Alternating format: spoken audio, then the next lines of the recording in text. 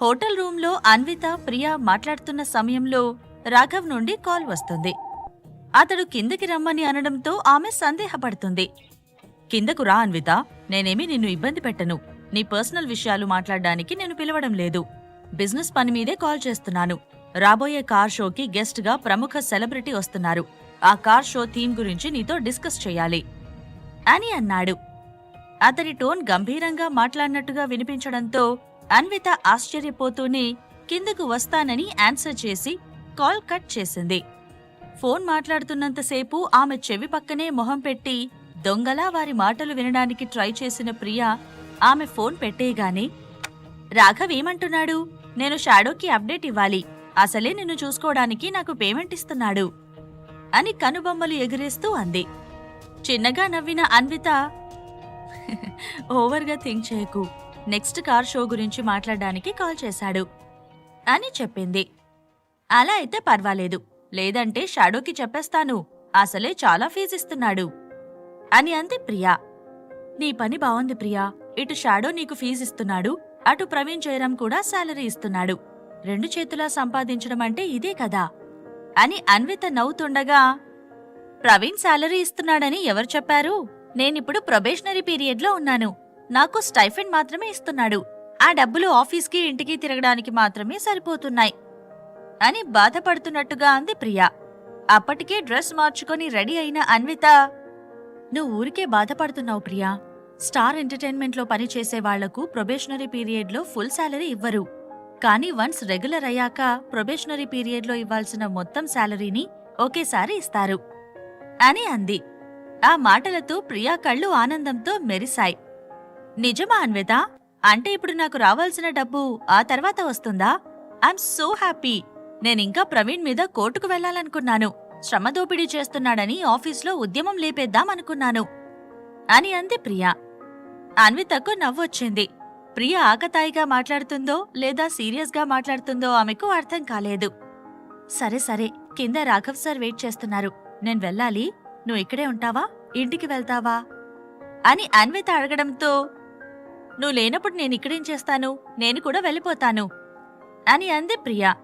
దాంతో ఇద్దరూ కలిసి డోర్కి లాక్ వేసి కిందకు వచ్చారు. హోటల్ ముందు కారును ఆపి బ్యానెట్కి ఆనుకొని స్టైల్గా నిలబడి అన్విత కోసం ఎదురు చూస్తున్నాడు రాఘవ్. ఈరోజు రాఘవ్ చాలా హ్యాండ్సమ్గా కనిపిస్తున్నాడు. వైట్ షర్ట్, బ్లాక్ ప్యాంట్ వేసుకుని టక్ చేసుకుని హుందాగా కనిపిస్తున్న రాఘవ్ని చూసిన అన్విత క్షణం పాటు ఆశ్చర్యపోయింది. ఏదో ఆలోచిస్తున్నవాడు తన దగ్గరకు నడుచుకుంటూ వస్తున్న ప్రియా, అన్వితలను చూసి వాళ్లకు ఎదురుగా వచ్చి, హాయ్ ప్రియా, మిమ్మల్ని అన్నయ్య ఆఫీస్కి రమ్మన్నాడు అని చెప్పాడు రాఘవ్. అతడు చెప్పేది ప్రియకు సరిగ్గా అర్థం కాలేదు. అందుకే ఏంటి అన్నట్టు ప్రశ్నార్థకంగా రాఘవ్ని చూసింది. మీతో ఏదో పనుందట, ఆఫీస్కి రమ్మన్నాడు. చాలాసార్లు ట్రై చేసినా కాల్ కలవలేదని చెప్పాడు అని రాఘవ్ చెప్పడంతో విషయం అర్థం చేసుకున్న ప్రియా, సరే నేను క్యాబ్లో వెళ్తాను అని అంది. దాంతో రోడ్డు మీద వెళ్తున్న క్యాబ్ పిలిచి అందులో ఎక్కించాడు రాఘవ్. ఆమె అటు వెళ్లగానే అన్విత వైపు తిరిగిన రాఘవ్, పద వెళ్దామని కారెక్కమన్నాడు. అప్పటి వరకు ఆ కారును సరిగ్గా పట్టించుకోని అన్విత కారులో ఎక్కమని అతడు చెప్పగానే కారు వైపు వింతగా చూసింది. పింక్ కలర్ కార్ని రాఘవ్ తీసుకురావడం ఇదే మొదటిసారి. సాధారణంగా పింక్ కలర్ కార్లు రోడ్ల మీద ఎక్కువగా కనిపించవు. కాబట్టి ఈ కారును రాఘవ్ డిజైన్ చేసి ఉంటాడని ఆమె అనుకుంది. పింక్ కలర్ కారణంగా ఆ కారు ఆమెకి బాగా నచ్చింది. దాంతో కారు వైపు ముచ్చటగా చూస్తూనే కారులో ఎక్కేసింది. ఆమె చూపులను గమనించిన రాఘవ్ ఏమీ మాట్లాడకుండా సైలెంట్గా ఉన్నాడు. రోడ్డు మీద కారు వేగంగా వెళ్తుంది. అన్విత కూడా ఏమీ మాట్లాడడం లేదు. అప్పటికే 5 నిమిషాలయ్యింది. ఆ సైలెన్స్ ని రాఘవ్ తట్టుకోలేకపోయాడు. ఏంటన్విత, అలా సైలెంట్గా ఉండిపోయావు? ఏదైనా మాట్లాడితే ఏమైనా ప్రాబ్లం వస్తుందని భయపడుతున్నావా అని నెమ్మదిగా అడిగాడు.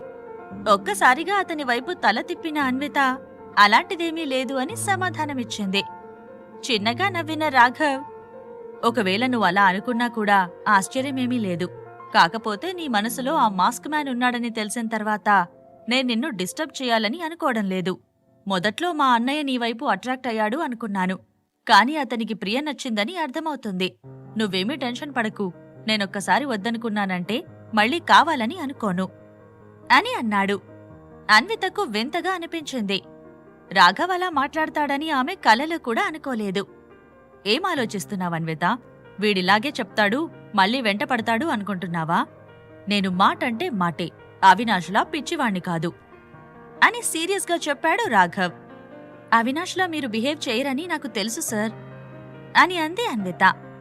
ఆ మాటలకు సంతృప్తిగా ఫీలైన రాఘవ్, నెక్స్ట్ కార్ షోకి ప్రముఖ సెలబ్రిటీ వస్తున్నాడని నీకు చెప్పాను కదా, అతను తన కూతురు పెళ్లికి ఒక కొత్త కార్ని గిఫ్ట్గా ఇవ్వబోతున్నాడట. ఆ కార్ మోడల్ని మనమే డిజైన్ చెయ్యాలి. ఇప్పుడు ఆ విషయం మాట్లాడ్డానికే వెళ్తున్నాం అని డైరెక్ట్గా పాయింట్లోకి వచ్చేశాడు. ఎవరా ప్రముఖ సెలబ్రిటీ అని అన్విత మనసులో అనుకుంటుండగా, world famous architect and landscape artist అయిన కోటా రాధాకిషన్ని ఇప్పుడు కలుసుకోబోతున్నాం అని చెప్పాడు రాఘవ్. రాధాకిషన్ పేరు వినిపించగానే అన్విత అలర్ట్ అయ్యింది. ఒక్కసారిగా ఆమె మనసులో కొన్ని వేల ఆలోచనలు వచ్చాయి. కూతురు పెళ్లంటే అవినాష్ లాస్యల పెళ్లి అయ్యుంటుందని ఆమె అనుకుంది. లాస్య కోసమే కారును గిఫ్ట్గా ఇవ్వబోతున్నాడని ఊహించింది. ఆ సమయంలో చిన్నప్పటి నుండి లాస్య తనకు చేస్తున్న అన్యాయం గుర్తొచ్చింది. చిన్నప్పుడు చదువుని, పెద్దయ్యాక భర్తని, ఇప్పుడు తండ్రిని లాగేసుకున్న లాస్య మీద విపరీతమైన కోపమొచ్చింది. ఆమె పిడికిళ్లు బిగుసుకున్నాయి. అనేక రకాల ఆలోచనలతో ఉక్కిరిబిక్కిరి అవుతుండగా, అన్విత, అన్విత, నేను చెప్పింది విన్నావా అని కొంచెం గట్టిగా అడిగాడు రాఘవ్. ఆ అరుపులతో ఆలోచనల్లోంచి బయటకు వచ్చిన Anvitha, yes sir, I totally understand అని థమ్సప్ చూపించింది. సరే అన్నట్టుగా తల ఊపిన రాఘవ్, నాకు వయసు పైబడిన వాళ్లతో డీల్ చేయడమంటే తెగ చిరాగ్గా ఉంటుంది. వాళ్ల చాదస్తం నాకు కోపం తెప్పిస్తుంది. కానీ రాధాకిషన్తో మంచి రిలేషన్ ఏర్పరచుకోమని అన్నయ్య ప్రవీణ్ చెప్పాడు. ఇంకొన్ని రోజుల్లో వాడు రియల్ ఎస్టేట్ బిజినెస్ స్టార్ట్ చేస్తాడంట అని చెప్పాడు. రాధాకిషన్ వరల్డ్ ఫేమస్ ఆర్కిటెక్ట్ కాబట్టి రిలేషన్ పెంచుకోమని చెప్పాడేమో అని అంది అన్విత. ఆయనంత ఫేమస్ అని నీకెలా తెలుసు అంటూ ఒక్క క్షణం ఆమె వంక చూశాడు రాఘవ్. ఫేమస్ అయినప్పుడు అందరికీ తెలుస్తుంది కదా అని అన్విత చెప్తుండగానే ఏదో గుర్తొచ్చిన వాడిలా టక్కున అన్విత వైపు తిరిగాడు రాఘవ్. కోటా రాధాకిషన్, కోటా అన్విత, నీ రెజ్యూమ్లో నీ పూర్తి పేరు చూశాను. మీ ఇంటి పేరు కూడా కోటా కదా, రాధాకిషన్ నీకు రిలేటివ్ అవుతాడా అని ఆశ్చర్యంగా అడిగాడు. అతని మెమరీకి అన్విత అవాక్కయ్యింది. కాని వెంటనే సర్దుకొని, అంత డబ్బున్న పర్సన్ నాకు రిలేటివ్ అయితే నేను నా బాబాయ్ మెడిసిన్ ఖర్చుల కోసం ఎందుకు జాబ్ చేస్తాను అని నెమ్మదిగా అంది అన్విత. రోడ్డు మీద కార్ ఫాస్ట్గా వెళ్తుంది. అన్వితలో అంతకన్నా 100 రెట్లు వేగంగా ఆలోచనలు కదులుతున్నాయి. ఆమె పాయింట్లో నిజముందని తెలుసుకున్న రాఘవ్, అన్విత, మీ బాబాయ్ ట్రీట్మెంట్కి నీ బాయ్ఫ్రెండ్ డబ్బులివ్వట్లేదా అని క్వశ్చన్ మార్క్ ఫేస్తో అడిగాడు. అలా కాదు సార్, తను నాకు డబ్బు ఇస్తాడు. కాని ప్రతిసారి అతనిపై డిపెండ్ అవ్వడం కరెక్ట్ కాదు కదా, అందుకే నేను కష్టపడాలని అనుకుంటున్నాను అని చెప్పింది అన్విత. ఆ మాటలకు రాఘవ్ ఒక్కసారిగా పెద్దగా నవ్వాడు. ఇప్పుడు అర్థమయ్యింది అన్విత, నువ్వు అవినాష్ ఫ్యామిలీలో సెట్ కావు. వాళ్ల ఫ్యామిలీ పూర్తిగా డిఫరెంట్. వాళ్లకు కావాల్సింది కేవలం తమ వారసులని కడుపులో మోసే అమ్మాయి మాత్రమే. నీలాంటి ఇండిపెండెంట్ ఆలోచనలున్న వాళ్లు వాళ్లకి అనవసరం అని తన అనలైజేషన్ని బయటపెట్టాడు. అన్విత కూడా చిన్నగా నవ్వింది. కానీ ఆ విషయం గురించి మాట్లాడకుండా, సార్, ఈరోజు నన్నెందుకు పిలిచారు? ప్రముఖ సెలబ్రిటీ రాధాకిషన్ గారితో మీరు డిస్కస్ చేస్తే అక్కడ నాకేంటి పని? నేను జస్ట్ మేకప్ ఆర్టిస్ట్ని అని సందేహంగా అడిగింది. అక్కడికే వస్తున్నానన్విత. రాధాకిషన్ మన మాట వినాలంటే ముందు అతని కొడుకు మన మాట వినాలి. నీకు తెలుసు కదా, అతని కొడుకు మొన్న కార్ షోలో మన కార్ని ఎంతలా పాడు చేశాడో. నేను రాధాకిషన్ గారితో డీల్ చేస్తాను, నువ్వు ఆ పిల్లాన్ని డీల్ చెయ్యి. నేనాయనతో మాట్లాడుతున్నప్పుడు ఆ పిల్లాడు నాకు కనబడకుండా ఉంటే చాలా మంచిది. అలా చెయ్యాల్సిందే నువ్వే. ఒకవేళ నాకు వాడు కనబడితే వాణ్ణి అక్కడే విపరీతంగా కొట్టాలనిపిస్తుంది. సో అలా కాకుండా ఉండాలంటే నువ్వు వాణ్ణి నాకు కనపడకుండా చెయ్యాలి అని అసలు విషయం చెప్పాడు రాఘవ్. అన్వితకు నవ్వొచ్చింది. కాని అదే టైంలో రాఘవ్ చెబుతున్నది నిజమేనని అనిపించింది. రిషి చేస్తున్న పనులకు ఎవరికైనా కోపమొచ్చేస్తుంది. తనకే శక్తి ఉంటే రిషిని అమాంతం అంతరిక్షంలోకి ఎగిరేసేది. అయితే రాఘవ్ మాటలు అన్వితకు కొత్తగా అనిపిస్తున్నాయి. ఎప్పుడైనా ఆర్డర్ వేసినట్టుగా అతడు మాట్లాడడం చూసింది. కానీ రిక్వెస్టింగ్గా అతడు ఎప్పుడూ మాట్లాడలేదు. మొదటిసారి అలా మాట్లాడుతుండడంతో ఆమె ఆశ్చర్యపోయింది. ఈ మీటింగ్ సక్సెస్ అయ్యి రాధాకిషన్తో రిలేషన్షిప్ సరిగ్గా కుదిరితే మా అన్నయ్య హ్యాపీగా ఫీల్ అవుతాడు. నేను నీకు అమౌంట్ కూడా పే చేస్తాను. 10 సంవత్సరాల వరకు మీ బాబాయ్ హాస్పిటల్ బిల్లుకు సరిపడా డబ్బు ఇస్తాను అని అన్నాడు రాఘవ్. మీ అన్నయ్య హ్యాపీనెస్ గురించి మీరంతలా ఆలోచిస్తున్నారా అని రాఘవ్ని ప్రశ్నించింది అన్విత. అఫ్కోర్స్, వాడు నాకు అన్నయ్య, నేనా మాత్రం ఆలోచించలేనా అని అతడు అన్నాడు. సరే అన్నట్టుగా తలూపిన అన్విత రాధాకిషన్ గురించి ఆలోచించసాగింది. అసలు రాధాకిషన్కి జయశ్రీకి ఎప్పటినుండి సంబంధముందో తెలుసుకోవాలని ఆమె అనుకుంటోంది. రాఘవ్ వల్ల రాధాకిషన్ గురించి డీటెయిల్స్ తెలుసుకోవచ్చని ఆమె అనుకుంటోంది. అరగంట తర్వాత పెద్ద అమ్యూజ్మెంట్ పార్క్ ఎంట్రన్స్ వద్ద కారు ఆగింది. ఆ ప్రదేశంలో చాలా మంది తల్లిదండ్రులు తమ పిల్లలతో పాటు కనిపించారు. బెలూన్లు, బొమ్మలు, చిరుతిళ్లు అక్కడ కనిపించాయి. జనం ఎక్కువగా ఉండడంతో అక్కడంతా గోలగోలగా ఉంది. కార్ ఆగడంతోనే ఒక చిన్న పాప కార్ దగ్గరికి పరిగెత్తుకుంటూ వచ్చి కారులోంచి దిగిన అన్వితను చూసి, అక్కా, ఇది ప్రిన్సెస్ కార్ కదా అని పింక్ కలర్ కార్ని చూస్తూ అడిగింది. ఆ పాప పింక్ కలర్ డ్రెస్ వేసుకుని, అదే రంగు షూస్, అదే రంగులోని హెయిర్ పిన్స్ పెట్టుకుని కనిపించింది. ఆమెకు పింక్ కలర్ అంటే ఎంతో ఇష్టమని తెలిసిపోతోంది. అది అర్థం చేసుకున్న అన్విత, కార్ బాగుంది కదా అని పాపతో అంది. చాలా బాగుందక్కా, నువ్వు కూడా అందంగా ఉన్నావు. నేను కూడా నీలా ఉండాలనుకుంటున్నాను అని ముద్దు ముద్దుగా పాప అనడంతో, నువ్వు ఆల్రెడీ అందంగా ఉన్నావు, పెద్దయ్యాక ఇంకా అందంగా అవుతావు అని పాపను ముద్దు చేస్తూ అంది అన్విత. వాళ్ళిద్దరూ అలా మాట్లాడుతుండగా కొద్ది దూరంలో నుండి చేతిలో పింక్ కలర్ బెలూన్లు పట్టుకుని పాప తల్లి పరిగెత్తుకుంటూ వస్తోంది.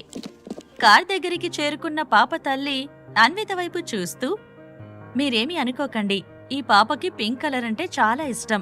ప్రతిదీ పింక్ కలర్లోనే ఉండాలనుకుంటుంది. తన గది కూడా మొత్తం పింక్ కలర్లోనే ఉంటుంది.